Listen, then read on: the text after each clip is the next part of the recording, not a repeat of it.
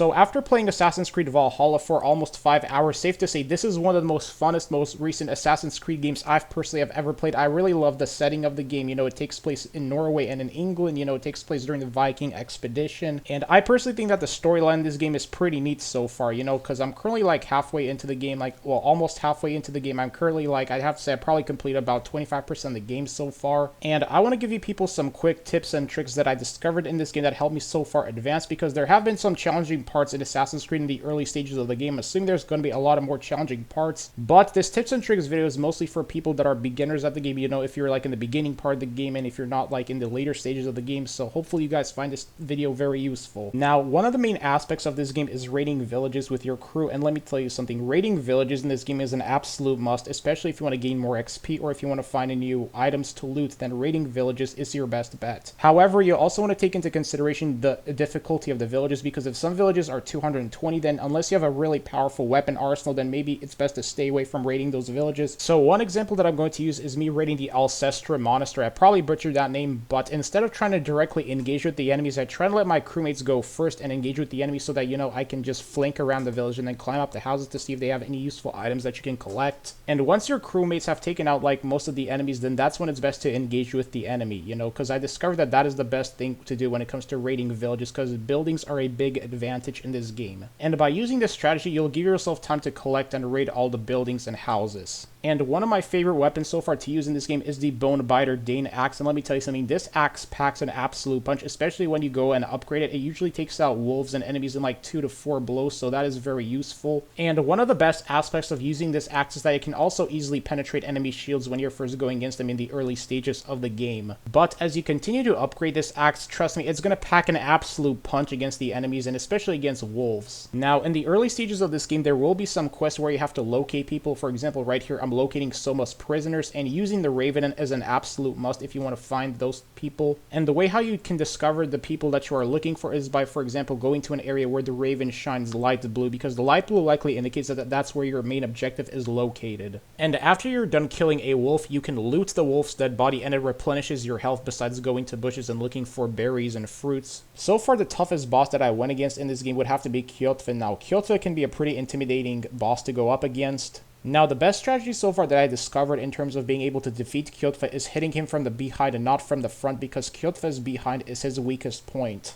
So the strategy that I used for defeating Kjotve was to just hit him from the behind like once, twice, or maybe 3 times even, and then retreat quickly so that, you know, you don't have any damage done to you by him. And if you continue to repeat that process, then that's personally the best way how you can defeat Kjotve and lower his energy bar down. And the way how you avoid Kjotve's attacks is by quickly dodging out of the way and giving yourself as much space as possible so that you can quickly counter him and dodge his attacks so that he doesn't hit you. Now, the next thing that I will be telling you people was on how I was able to defeat Wigmund's lieutenant, and the strategy that I used for is practically just going on top of a house and shooting him with arrows, because that is way better than just trying to attack him with your hatchet. Because the thing about Wigmund's lieutenant is that he is very good at countering your attacks, and he can pick you up and then slam you to the ground, and that does a lot of damage to your health. So what I instead recommend doing is just going on top of a house where he can get you and then just shooting arrows at him, and it took me a total of 9 arrows to kill him, and that's how I was able to kill Wigmund's lieutenant.